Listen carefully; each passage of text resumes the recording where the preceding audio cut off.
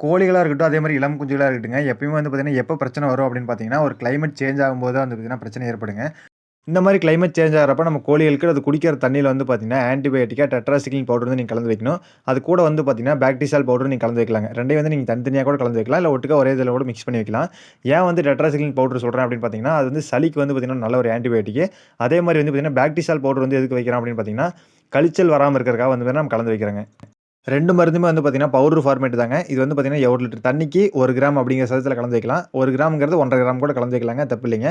இன்னொரு முக்கியமான ஒரு விஷயங்க. கோழிகளுக்கு எப்படி நோய் ஏற்படும் அப்படின்னு பார்த்தீங்கன்னா, கிளைமேட் சேஞ்ச் ஆவறனால மட்டும் வந்து நோய் வந்து அட்டாக் ஆயிராதுங்க. நம்ம வைக்கிற தண்ணி தொட்டி இருக்கு பார்த்தீங்களா, அத வந்து நம்ம சுத்தமா கழுவி வைக்கணும்.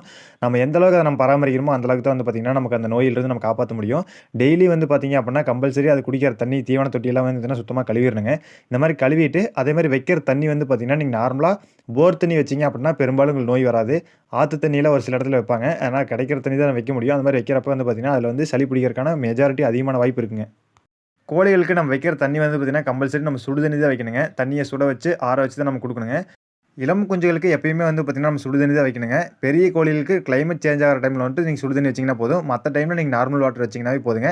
பெரிய கோழிகளுக்கு ஏற்படுற சளி பிரச்சனைக்கு நம்ம எந்த மாரி மருத்துவம் பண்ணி நம்ம சரி செய்றது அப்படிங்கிறத ஒரு ஷார்ட்ஸ் வீடியோவா போட்டுருக்கிறேங்க. அடுத்து கோழிகளுக்கு ஏற்படுற கழிச்சலுக்கு நம்ம எந்த மாரி மருத்துவம் பண்ணணும் அப்படிங்கிறத அடுத்த வீடியோல அப்டேட் பண்றேங்க. நன்றி, வணக்கம்.